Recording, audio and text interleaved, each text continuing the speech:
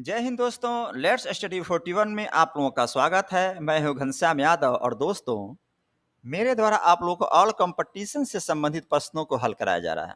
और दोस्तों मेरे द्वारा सबसे पहले आप लोगों को भारत का प्राचीन इतिहास पढ़ाया जा चुका है और दोस्तों अब मेरे द्वारा आप लोगों को मध्यकालीन भारत के बारे में पढ़ाया जा रहा है, जिसमें हम अभी पढ़ रहे हैं दिल्ली सल्तनत के बारे में।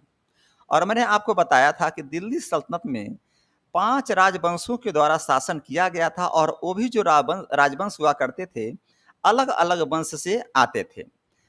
जिसमें कुतुबुद्दीन ऐबक, जलालुद्दीन खिलजी, गयासुद्दीन तुगलक, खिज्र खां और बहलोल लोदी का आप देखेंगे यहाँ पर पिक लगा हुआ लाइन से, पहले ही मैंने आपको बताया था।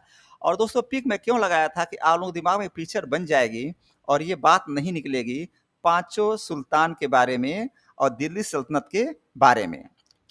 तो दोस्तों अभी तक हम लोगों ने दिल्ली सल्तनत में गुलाम वंश के बारे में पढ़ लिया है, जिसकी स्थापना 1206 ईस्वी में कुतुबुद्दीन ऐबक के द्वारा किया गया था। और अब हम लोग आज पढ़ेंगे खिलजी वंश के बारे में।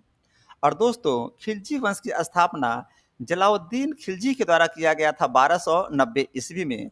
और दिल्ली सल्तनत पर जो 5 राजवंश है शासन करने वाले, सबसे कम समय तक शासन करने वाला जो राजवंश था वो था खिलजी वंश। 1290 से 1320 यानी कि केवल 30 वर्ष तक इन दोनों शासन किया था। और सबसे अधिक तक शासन करने वाला राजवंश था तुगलक वंश, जो 1320 से लेकर 1414 ईस्वी तक शासन किया था। तो दोस्तों मैं आपको बताऊं, जो ये खिलजी वंश हुआ करता था, ये तुर्क के रहने वाले थे और इसकी स्थापना जलालुद्दीन खिलजी के द्वारा 13 जून 1290 ईस्वी को जलालुद्दीन खिलजी ने गुलाम वंश के अंतिम शासक क्यूमुर्स की हत्या करके खिलजी वंश की स्थापना की गई थी। तो दोस्तों समझिएगा, 13 जून 1290 ईस्वी को जलालुद्दीन खिलजी ने गुलाम वंश के अंतिम शासक क्यूमुर्स की हत्या कर दिया और उसके बाद इनके द्वारा खिलजी वंश की स्थापना की गई। और दोस्तों खिलजी वंश का सबसे प्रमुख शासन अलाउद्दीन खिलजी हुआ करता था और खिलजी वंश का अंतिम शासक मुबारक खिलजी हुआ करता था। और दोस्तों जलालुद्दीन खिलजी के द्वारा अपनी राजधानी किलखोरी को बनाया गया था। तो दोस्तों अब आइए, अब हम लोग खिलजी वंश के बारे में पढ़ना प्रारंभ करते हैं। तो दोस्तों खिलजी वंश की स्थापना जलालुद्दीन खिलजी के द्वारा किया जा रहा है और ये 1290 ईस्वी से लेकर के 1296 ईस्वी तक शासन करता है। और दोस्तों खिलजी वंश की स्थापना अभी मैंने आपको बताया 13 जून 1290 ईस्वी को हुआ था। और जब जलालुद्दीन 70 वर्ष का था, उस समय दिल्ली की राजगद्दी पर बैठा था, यानी कि बहुत ही बुजुर्ग हो गया था। कहने का मतलब यह है दिल्ली सल्तनत का सबसे पुराना आप कह सकते हैं कि शासक ये जलालुद्दीन खिलजी था जब वो राजगद्दी पर बैठा था। और दोस्तों मैंने आपको बताया कि इसकी स्थापना जलालुद्दीन फिरोज खिलजी के द्वारा किया गया था और इसमें सबसे प्रमुख शासक अलाउद्दीन खिलजी हुआ करता था। और दोस्तों इसका अंतिम शासक मुबारक खिलजी हुआ करता था। और दोस्तों जलालुद्दीन खिलजी का जब राज्याभिषेक हुआ था तो कैकूबार के द्वारा बनाए गए किलखोरी के महल में हुआ था। ध्यान दीजिएगा, जलालुद्दीन खिलजी का राज्याभिषेक कैकूबार के द्वारा बनाए गए किलखोरी के महल में हुआ था। और दोस्तों जलालुद्दीन खिलजी के द्वारा जो राजधानी बनाया गया था वो किलखोरी को ही बनाया गया था। और 2000 मंगोलों ने इसके शासनकाल में इस्लाम स्वीकार किया था, ये भी ध्यान देंगे। तो प्रश्न आएगा कि वो कौन सा शासक था जिसके शासनकाल में 2000 मंगोलों ने इस्लाम स्वीकार कर लिया था, तो लिखेंगे जलालुद्दीन खिलजी। और दोस्तों इसके द्वारा दीवान ए वकूफ का गठन किया गया था, जो कि एक व्यय विभाग हुआ करता था। और दोस्तों सुल्तान जलालुद्दीन खिलजी के द्वारा 1291 रणथंबोर पर आक्रमण किया जाता है। और जब इस समय आक्रमण किया जा रहा है उस समय वहां का शासक हमीर दे हुआ करते थे, लेकिन जलालुद्दीन खिलजी सफल नहीं होता, क्योंकि वहां के जो शासक हुआ करता था हमीर देव अपने किला को इतना मजबूत बना लिया था कि जलालुद्दीन खिलजी उसके किला को भेद नहीं पाया और वहां से वापस आ गया था। और उसके बाद दोस्तों भतीजा व दामाद अलाउद्दीन खिलजी, ध्यान देंगे भतीजा व दामाद, यहाँ समझिएगा, आप लोग कंफ्यूज मत होइएगा। जलालुद्दीन खिलजी का अलाउद्दीन खिलजी भतीजा था। और एक समय ऐसा आता है कि जो अलाउद्दीन खिलजी था, जलालुद्दीन खिलजी का भतीजा, तो अलाउद्दीन खिलजी ने अपने चाचा के लड़की से शादी कर लेता है, तो वो दामाद बन जाता है।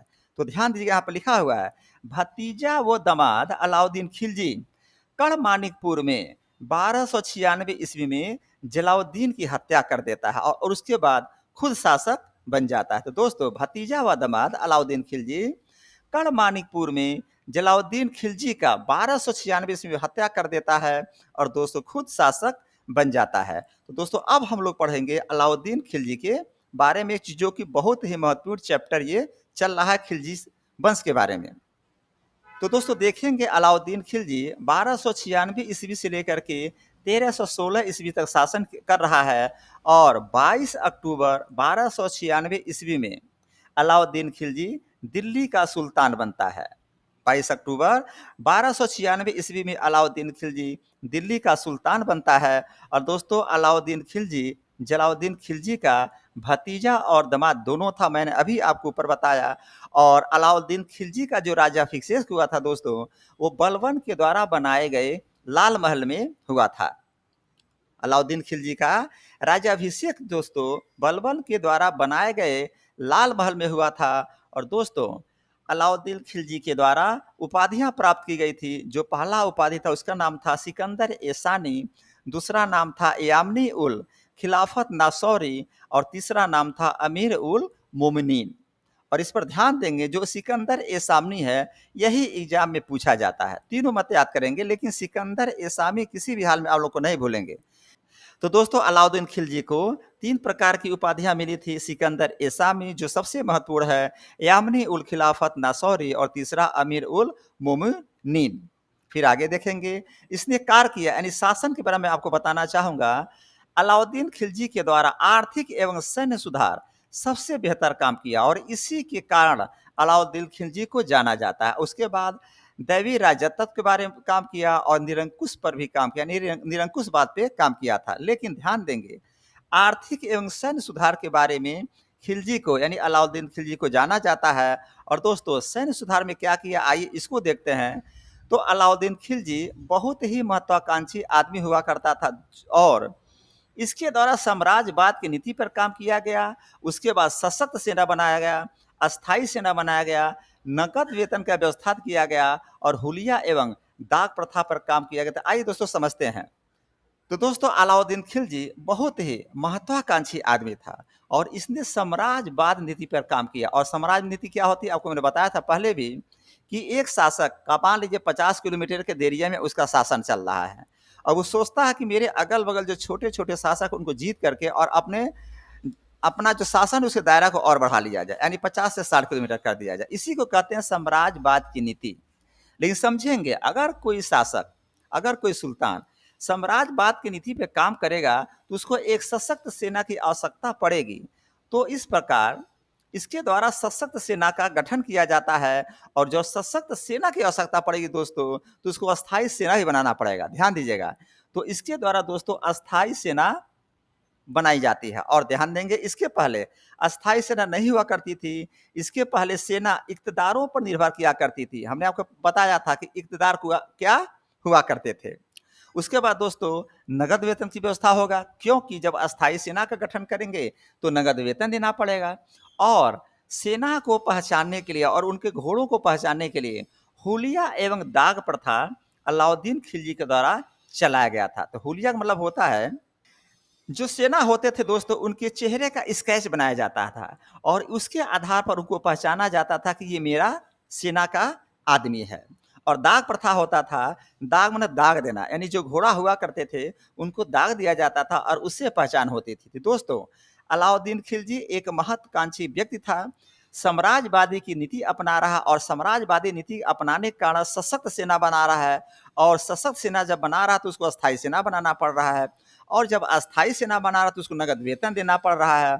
और हुलिया एवं दाग प्रथा इसी के द्वारा चलाया गया था। और आगे ध्यान देंगे, अलाउद्दीन खिलजी के 4 प्रमुख सेनापति हुआ करते थे, जिसका नाम था जफर खां, नूरसतन खां, उलुग खां और मलिक काफूर। इसको जरूर ध्यान देंगे आप लोग और याद कर लेंगे। अलाउद्दीन खिलजी के सेनापतियों में 4 सेनापति हुआ करते थे, जफर खां, नूरसतन खां, उलुग खान और मलिक काफूर। अब दोस्तों अलाउद्दीन खिलजी ने मलिक काफूर को गुजरात में 1000 दिनार में खरीदा था। ध्यान दीजिएगा, ये प्रश्न बहुत ही महत्वपूर्ण है, ये प्रश्न आता भी है, पहले आप समझिए। अलाउद्दीन खिलजी ने मलिक काफूर को गुजरात में 1000 दिनार देकर खरीदा था और दोस्तों जिसके कारण मलिक काफूर को 1000 दिनारी भी कहा जाता था। तो प्रश्न आता है कि 1000 दिनारी किसको कहा जाता था या किसको कहा जाता है? उत्तर देंगे 1000 दिनारी मलिक काफूर को कहा जाता है। और आगे देखेंगे आर्थिक सुधार कर रहा है, चूंकि जब सशक्त सेना बना रहा है और अस्थाई सेना बना रहा है और सेना को दोस्तों वेतन दे रहा है, तो इसके लिए आर्थिक सुधार करना पड़ेगा। अगर आर्थिक सुधार नहीं करता है तो फिर न सेना को सशक्त बना पाएगा, न उसको क्या बोलते हैं वेतन दे पाएगा, न दोस्तों उसका शासन ठीक से चल पाएगा। तो दोस्तों इसके द्वारा आर्थिक सुधार भी किया जा रहा है और आर्थिक सुधार हुआ कैसे पता चला? तो इसकी जानकारी दोस्तों तारीख ए फिरोज शाही से मिलता है। तो दोस्तों अलाउद्दीन खिलजी के द्वारा आर्थिक सुधार किया गया, इसकी जानकारी तारीख ए फिरोज शाही से मिलती है। और दोस्तों इसके बाद जो आर्थिक सुधार कर रहा है देखेंगे, राजस्व नीति को अपना रहा है। कैसे कैसे कैसे राजनीतिक नीति को अपना रहा देखेंगे। भूमि की पैमाइश पर लगान वसूली, ध्यान दीजिएगा, पहले लगान तो होता था, भूमि पर लगान होता था, लेकिन भूमि की पैमाइश नहीं की जाती थी। लेकिन जब अलाउद्दीन खिलजी आता है तो भूमि की पैमाइश किया करता था। सबसे पहले मंत्रियों को बुलाया और कहा कि कैसे आप लोग लगान की वसूली करते हैं, पहले ये बताइए। तो मंत्रियों के द्वारा कहा गया कि सर ये जो जमीनें होती हैं, जमीनी को देख करके और बोल दिया जाता है कि आप इस जमीन पर हकदार हैं और आप इतना कर दे दिया करेंगे ना, कि लगान दे दिया करेंगे। तो कहा नहीं, ये सबसे गलत तरीका है। अलाउद्दीन खिलजी द्वारा कहा गया कि सबसे गलत तरीका है, पहले जमीन को मापा जाए, यानी कि इसके नापाई किया जाए और उसके बाद भूमि को नापा जाए कि किसके पास कितनी जमीन है, तब जा करके बात बनेगी और ठीक ठाक से कर आएगा। तो दोस्तों भूमि की पैमाइश करके लगान की वसूली करना अलाउद्दीन खिलजी के द्वारा किया गया। और दोस्तों एक बात और आई कि अगर भूमि की पैमाइश कैसे की जाए, तो दोस्तों एक इकाई बनाया और इकाई का नाम था बिस्पा। अलाउद्दीन खिलजी के द्वारा भूमि की पैमाइश करने के लिए एक इकाई बनाई गई और इकाई का नाम था बिस्पा और इसके बाद लगान को निर्धारित किया गया। तो ध्यान देंगे, अलाउद्दीन खिलजी के द्वारा पहले भूमि की पैमाइश की जा रही है, यानी कि उसका नपाई किया जा रहा है। और किस प्रणाली से? तो दोस्तों बिस्पा प्रणाली से। और उसके बाद भूमि पर लगान लगाया जा रहा है। अब दोस्तों देखेंगे, जब इतना काम हो रहा है तो विभाग बनाना पड़ेगा। अगर आप विभाग नहीं बनाएंगे तो काम हो नहीं पाएगा। तो दोस्तों इसके द्वारा दीवान ए मुस्तखराज, जो कि कर विभाग होता है, जो वसूली करता था, और दीवान ए रियासत हुआ करता, जो आर्थिक दृष्टि से, इकोनॉमिकल दृष्टि से इसको देखता था। तो दो प्रकार के विभाग होते थे, दीवान ए मुस्तखराज और दीवान ए रियासत। अब देखेंगे इतना काम तो हो गया।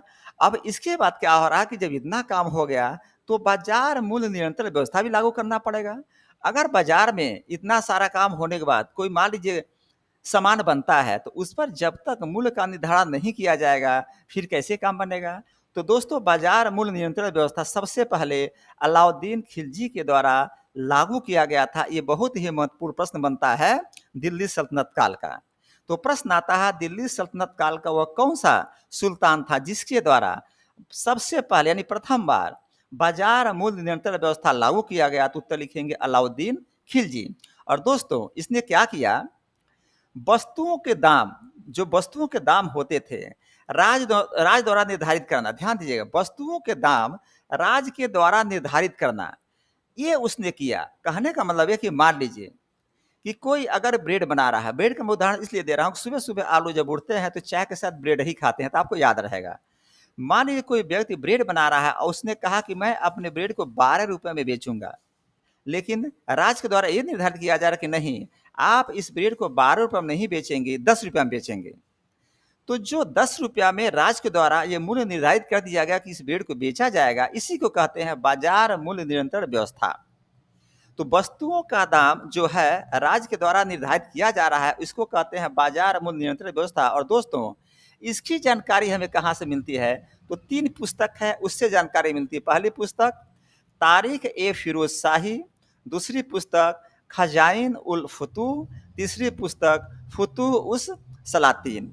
इन तीनों पुस्तकों से दोस्तों अलाउद्दीन खिलजी का जो बाजार नियंत्रण व्यवस्था है, इसकी जानकारी मिलती है। और एक बात और ध्यान देंगे, तारीख एक फिरोज शाही जियाउद्दीन वर्नी के द्वारा लिखी गई थी। खजाइनल उल फुतूह अमीर खुसरो के द्वारा लिखी गई थी। और दोस्तों फुतूह उस सलातीन इसामी के द्वारा लिखी गई थी। तो अभी आपने देखा कि बाजार मूल्य नियंत्रण व्यवस्था किस तरह से लागू किया गया और इसकी जानकारी कहाँ से मिली थी।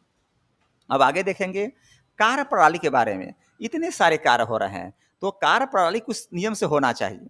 तो दोस्तों अलाउद्दीन खिलजी के द्वारा कुछ कार्य प्रणाली के नियम कानून लागू किए गए, यानी अपनाए गए। तो कार्य प्रणाली में मंडियों का गठन किया। दोस्तों ध्यान दीजिएगा, कार्य प्रणाली में अलाउद्दीन खिलजी के द्वारा मंडियों का गठन किया गया। और कितने प्रकार का मंडी? 3 प्रकार का मंडी बनाया गया। इसके द्वारा 3 प्रकार का मंडी बनाया गया। दोस्तों पहला गल्ला या अनाज मंडी, जो प्रमुख मंडी हुआ करती थी, इसे शहनाई मंडी भी कहा जाता था। फिर सराय दल, उसके बाद मवेशी व गुलाम। ध्यान दीजिएगा, गल्ला या अनाज की मंडी जिसे प्रमुख मंडी कहा जाता था और इसे शहनाई मंडी भी कहा जाता था। सराय अदल जो मंडी हुआ करती थी, यहाँ पर कपड़ा वपड़ा बेचा जाता था। और मवेशी जो गुलाम था, दोस्तों यहाँ पर मवेशी यानी कि जानवरों का बिक्री होता था, क्रय बिक्री हुआ करता था। और गुलामों का क्रय बिक्री हुआ करता था। तब मवेशी और गुलामों का भी मंडी बनाया, यानी कि 3 प्रकार का मंडी इसके द्वारा बनाया जा रहा है। गल्ला या अनाज मंडी, सराय अदल मंडी, तीसरा मवेशी व गुलाम मंडी। अब बात आती है दोस्तों, अगर अलाउद्दीन खिलजी के द्वारा इस प्रकार के 3 प्रकार के मंडी बना दिए गए, तो दोस्तों मंडी पूरा नियम कानून से चलेगा, बिना नियम कानून से चलेगा नहीं। तो वहाँ पर अगर नियम कानून से मंडियों को चलाना है तो अधिकारी को भी नियुक्त करना पड़ेगा। तो दोस्तों आइए देखते हैं, अलाउद्दीन खिलजी के द्वारा अधिकारियों को नियुक्त किया जा रहा है। ध्यान दीजिए, अधिकारियों को नियुक्त किया जा रहा है। और इसमें जो सबसे पहले अधिकारी का नाम आ रहा है, सहना ए मंडी, जो बाजार अधीक्षक हुआ करता था। सहना ए मंडी जो अधिकारी हुआ करता था, वो बाजार का अधीक्षक हुआ करता था। उसके बाद दोस्तों आता है वरीद व मुनहियर, दूसरा अधिकारी वरीद व मुनहियर होता था। और दोस्तों ये गुप्तचर विभाग का कार्य करता था। और ध्यान देंगे दोस्तों, ये क्या करता था, बाजार में चला जाता था भेष बदल करके और देखता था।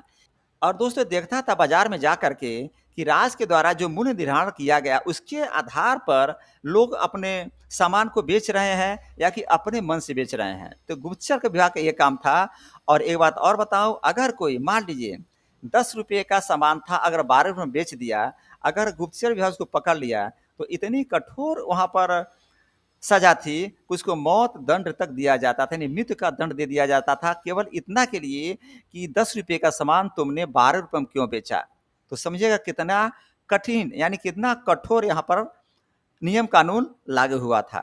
फिर अगला है नाजिर। ये जो दोस्तों अधिकारी हुआ करता था, ये माप तोल का अधिकारी होता था। अब ध्यान दीजिएगा, अब किसी को देना है 10 किलो और कोई दे दिया 9 किलो, तो दोस्तों नाजिर जो होता था माप तोल के लोगों को देखता था, मतलब माप तोल का अधिकारी होता था। और बाजार में देखता था कि कहीं किसी का माप तोल में घटबड़ तो नहीं हो रहा, तो इसका अधिकारी होता था। फिर होता था परवाना यानी परमिट का मंदिर। और उसके बाद होता था मुहस्सिब का मंदिर, जो सेंसर विभाग देखता था। तो इस प्रकार दोस्तों अधिकारी सहना ए मंडी हुआ करता था, जो बाजार अधीक्षक का काम करता था। वरीद व मुनहियर होता था, जो गुप्तचर हुआ करता था। उसके बाद नाजिर दोस्तों होता था जो अधिकारी, वो माप तोल के क्षेत्र को देखता था। परवाना होता था जो परमिट देता था। मुहस्सिब होता था जो सेंसर का काम करता था। तो इस प्रकार दोस्तों आज का चैप्टर अलाउद्दीन खिलजी, आज का चैप्टर अलाउद्दीन खिलजी यहीं पर समाप्त होता है। लेकिन दोस्तों ध्यान दीजिएगा, अभी इसका प्रश्न उत्तर हम लोग बनाएंगे और देखेंगे कि किस तरह से प्रश्न उत्तर बनता है। तो दोस्तों अभी हम लोगों ने जलाउद्दीन खिलजी एवं अलाउद्दीन खिलजी के बारे में पढ़ा। अब दोस्तों देखते हैं कि आज के चैप्टर में कौन कौन से प्रश्न उत्तर बनते हैं। तो दोस्तों आज के चैप्टर में सबसे पहले प्रश्न बन रहा है, खिलजी वंश की स्थापना कब हुआ था। तो लिखेंगे 13 जून 1290 ईस्वी में खिलजी वंश की स्थापना हुआ था।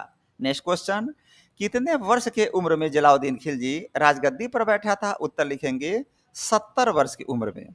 तो दोस्तों पहला प्रश्न बना, खिलजी वंश की स्थापना कब हुआ था। तो दोस्तों इसका उत्तर होगा खिलजी वंश की स्थापना 13 जून 1290 ईस्वी में हुआ था। और नेक्स्ट क्वेश्चन बना, कितने वर्ष की उम्र में जलालुद्दीन खिलजी राजगद्दी पर बैठा था? तो उत्तर लिखेंगे 70 वर्ष के उम्र में जलालुद्दीन खिलजी राजगद्दी पर बैठा था। नेक्स्ट क्वेश्चन बना, खिलजी वंश की स्थापना किसके द्वारा किया गया था? तो दोस्तों जलालुद्दीन फिरोज खिलजी के द्वारा किया गया था। और नेक्स्ट क्वेश्चन बना, खिलजी वंश का प्रमुख शासक कौन था? तो दोस्तों अलाउद्दीन खिलजी था। और नेक्स्ट क्वेश्चन बना, खिलजी वंश का अंतिम शासक कौन था? तो दोस्तों इसका उत्तर होगा मुबारक खिलजी था। तो खिलजी वंश की स्थापना किसके द्वारा किया गया था? उत्तर लिखेंगे खिलजी वंश की स्थापना जलालुद्दीन फिरोज खिलजी के द्वारा किया गया था। और फिर नेक्स्ट क्वेश्चन बना था, खिलजी वंश का प्रमुख शासक कौन था? तो दोस्तों खिलजी वंश का प्रमुख शासक अलाउद्दीन खिलजी हुआ करता था। और दोस्तों फिर नेक्स्ट क्वेश्चन बना, खिलजी वंश का अंतिम शासक कौन था? लिखेंगे खिलजी वंश का अंतिम शासक मुबारक खिलजी हुआ करता था। नेक्स्ट क्वेश्चन बना, जलालुद्दीन खिलजी का राज्याभिषेक कहाँ पर हुआ था? तो दोस्तों कैकूबार के द्वारा बनाए गए किलखोरी महल में उसका राज्याभिषेक हुआ था। तो प्रश्न आएगा, जलालुद्दीन खिलजी का राज्याभिषेक कहाँ पर हुआ था? उत्तर लिखेंगे जलालुद्दीन खिलजी का राज्याभिषेक कैकूबार के द्वारा बनाए गए किलखोरी यानी किलखोरी महल में हुआ था। और नेक्स्ट क्वेश्चन बना दोस्तों, जलालुद्दीन खिलजी ने अपनी राजधानी कहाँ पर बनाई थी? तो दोस्तों किलखोरी को बनाई थी यानी कि किलोखरी को बनाई थी। प्रश्न आएगा, जलालुद्दीन खिलजी ने अपनी राजधानी कहाँ पर बनाई थी? उत्तर लिखेंगे जलालुद्दीन खिलजी ने अपनी राजधानी किलोखरी को बनाई थी। और नेक्स्ट क्वेश्चन बना, जलालुद्दीन खिलजी के शासनकाल में कितने मंगोलों ने इस्लाम धर्म को स्वीकार कर लिया था? ध्यान देंगे प्रश्न पे, जलालुद्दीन खिलजी के शासनकाल में कितने मंगोलों ने इस्लाम धर्म को स्वीकार किया था? लिखेंगे 2000 मंगोलों ने। और नेक्स्ट क्वेश्चन बना, दीवान ए वकूफ का गठन किसके द्वारा किया गया था? तो लिखेंगे दीवान ए वकूफ का गठन जलालुद्दीन खिलजी के द्वारा किया गया था। प्रश्न आएगा, दीवान ए वकूफ का गठन किसके द्वारा किया गया? उत्तर लिखेंगे दीवान ए वकूफ का गठन जलालुद्दीन खिलजी के द्वारा किया गया। नेक्स्ट क्वेश्चन बना, भतीजे व दामाद अलाउद्दीन खिलजी के द्वारा जलालुद्दीन खिलजी की हत्या कब और कहां पर की गई थी? लिखेंगे कड़ा मानिकपुर में 1296 में कर दिया गया था। यानी कि प्रश्न आएगा, भतीजे व दामाद अलाउद्दीन खिलजी के द्वारा जलालुद्दीन खिलजी की कब और कहां पर हत्या कर दी गई थी? तो लिखेंगे भतीजे व दामाद अलाउद्दीन खिलजी के द्वारा जलालुद्दीन खिलजी की हत्या कड़ा मानिकपुर में 1296 ईस्वी में कर दिया गया था। और दोस्तों नेक्स्ट क्वेश्चन बना, अलाउद्दीन खिलजी दिल्ली का सुल्तान कब बना? लिखेंगे 22 अक्टूबर 1296 को। प्रश्न आएगा, अलाउद्दीन खिलजी दिल्ली का सुल्तान कब बना? उत्तर लिखेंगे 22 अक्टूबर 1296 को। और दोस्तों नेक्स्ट क्वेश्चन बना, अलाउद्दीन खिलजी जलालुद्दीन खिलजी का क्या लगता था? ध्यान दीजिएगा, तो लिखेंगे भतीजा और दामाद। मैंने आपको बताया था अलाउद्दीन खिलजी जलालुद्दीन खिलजी का भतीजा लगता था, लेकिन बाद में अलाउद्दीन खिलजी की शादी जलालुद्दीन की बेटी से हो जाती है। तो दोस्तों अब भतीजा के साथ साथ वो दामाद भी बन गया। तो यही प्रश्न पूछा जा रहा है कि अलाउद्दीन खिलजी जलालुद्दीन खिलजी का क्या लगता था? उत्तर लिखेंगे अलाउद्दीन खिलजी जलालुद्दीन खिलजी का भतीजा और दामाद दोनों लगता था। और दोस्तों नेक्स्ट क्वेश्चन बना, अलाउद्दीन खिलजी का राज्याभिषेक कहाँ पर हुआ था? तो लिखेंगे बलबन के द्वारा बनाए गए लाल महल में। तो प्रश्न आएगा, अलाउद्दीन खिलजी का राज्याभिषेक कहाँ पर हुआ था? दोस्तों उत्तर देंगे अलाउद्दीन खिलजी का राज्याभिषेक बलबन के द्वारा बनाए गए लाल महल में हुआ था। और दोस्तों नेक्स्ट क्वेश्चन बना, अलाउद्दीन खिलजी ने कौन कौन सी उपाधि धारण किया था? ध्यान दीजिएगा, तो लिखेंगे सिकंदर ए सानी, यामनी उल खिलाफत नासौरी एवं तीसरा अमीर उल मोमिनीन की उपाधि धारण किया था। किसने? अलाउद्दीन खिलजी ने। और एक बात और ध्यान देंगे, ये जो सिकंदर ए सानी है दोस्तों, ये सबसे महत्वपूर्ण है, इसको आप लोग नहीं भूलेंगे। तो नेक्स्ट क्वेश्चन बना, अलाउद्दीन खिलजी ने सैन्य सुधार के लिए क्या किया था? लिखेंगे सशक्त सेना बनाया, अस्थाई सेना बनाया, सेना को नगद वेतन देना प्रारंभ किया। और दोस्तों हुलिया एवं दाग प्रथा प्रारंभ किया। किसने? अलाउद्दीन खिलजी ने। और नेक्स्ट क्वेश्चन बना, एक बात और ध्यान देंगे दोस्तों, अलाउद्दीन खिलजी सैन्य सुधार के लिए प्रसिद्ध था, यानी कि सैन्य सुधार के लिए अलाउद्दीन खिलजी जाना जाता था। नेक्स्ट क्वेश्चन, अलाउद्दीन खिलजी के प्रमुख सेनापति का नाम बताइए। तो लिखेंगे जफर खां, नूरसतन खां, उलुग खां एवं मलिक काफूर। यानी 4 इसके प्रमुख सेनापति हुआ करते थे, जफर खां, नूरसतन खां, उलुग खां एवं मलिक काफूर। और नेक्स्ट क्वेश्चन बना दोस्तों, अलाउद्दीन खिलजी ने मलिक काफूर को कहाँ से खरीदा था? उत्तर लिखेंगे गुजरात से खरीदा था 1000 दिनार दे करके। प्रश्न आएगा अलाउद्दीन खिलजी ने मलिक काफूर को कहाँ से खरीदा था? लिखेंगे अलाउद्दीन खिलजी ने मलिक काफूर को गुजरात से 1000 दिनार देकर खरीदा था। और नेक्स्ट क्वेश्चन बना 1000 दिनारी किसे कहा जाता है? लिखेंगे मलिक काफूर को। चूंकि अलाउद्दीन खिलजी के द्वारा 1000 दिनार दे करके गुजरात में खरीदा गया था, इसलिए मलिक काफूर को 1000 दिनारी कहा जाता है।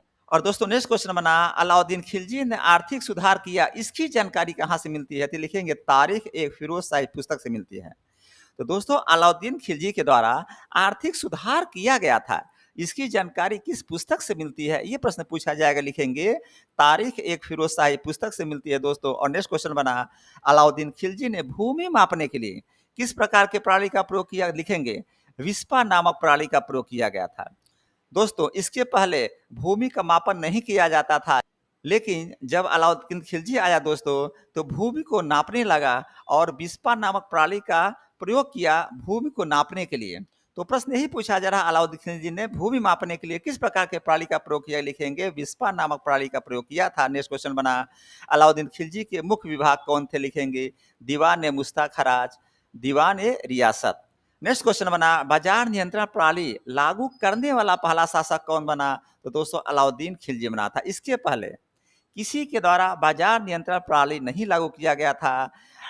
अलाउद्दीन खिलजी आया, उसके बाद बाजार नियंत्रण प्रणाली लागू किया। तो दोस्तों प्रश्न आएगा बाजार नियंत्रण प्रणाली लागू करने वाला पहला शासक कौन था? लिखेंगे अलाउद्दीन खिलजी। और नेक्स्ट क्वेश्चन बना अलाउद्दीन खिलजी के द्वारा बाजार नियंत्रण प्रणाली लगाया गया, यह जानकारी कहाँ से मिलती है? तो दोस्तों 3 पुस्तक है जिससे ये जानकारी मिलती है कि अलाउद्दीन खिलजी के द्वारा बाजार नियंत्रण प्रणाली लागू किया गया। पहला पुस्तक तारीख ए फिरोज शाही, दूसरा पुस्तक खजाइनल उल फुतूह, तीसरा पुस्तक फुतूह उस सलातीन।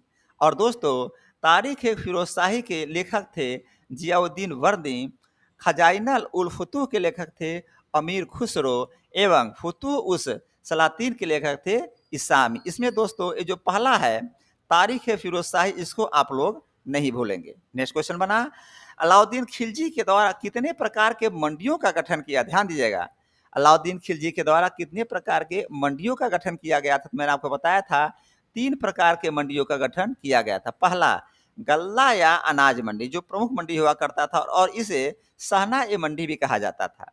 दूसरा सराय अदल और तीसरा मवेशी व गुलाम का मंडी। तो इस प्रकार अलाउद्दीन खिलजी के द्वारा 3 प्रकार के मंडी का गठन किया गया। गल्ला या अनाज मंडी जो प्रमुख मंडी हुआ करता था, और दोस्तों इसे कहते थे सहना ए मंडी भी कहते थे। दूसरा सराय अदल, तीसरा मवेशी व गुलाम। नेक्स्ट क्वेश्चन दोस्तों अलाउद्दीन खिलजी के द्वारा नियुक्त किए गए अधिकारियों को बताइए। तो दोस्तों पहला का नाम है सहना ए मंडी, जो बाजार का अधीक्षक हुआ करता था। दूसरा वरीद व मुनहियर, जो कि गुप्तचर हुआ करता था। तीसरा नाजिर होता था, इसे माप तोल का अधिकारी कहा जाता दोस्तों। चौथा परवाना था, जो परमिट देता था। और पांचवा था मुहस्सिब, जो सेंसर का काम करता था। तो दोस्तों आज का चैप्टर खिलजी वंश भाग 1 यहीं पर समाप्त होता है। अभी हमको खिलजी वंश में भाग 2 और पढ़ना है, तब जाकर खिलजी वंश समाप्त होगा। तो दोस्तों कल अब हम लोग पढ़ेंगे खिलजी वंश के बारे में, लेकिन ये भाग 2 पढ़ेंगे और कल खिलजी वंश समाप्त हो जाएगा। तो दोस्तों मैं कहूँगा चैनल को सब्सक्राइब करिए, लाइक करिए, कमेंट करिए। और दोस्तों प्लेलिस्ट में जा करके आप लोग जो भी वीडियो देख लेंगे, और जो लोग नहीं वीडियो देख पाएंगे वो तो पक्का देखेंगे। प्लेलिस्ट में मैं पर डे जो वीडियो बनाता हूँ डाल देता हूँ, वहाँ पर जा करके वीडियो देखिए और दोस्तों अपनी तैयारी पूरी करिए। तो दोस्तों आज का चैप्टर यहीं पर समाप्त होता है। जय हिंद, जय भारत।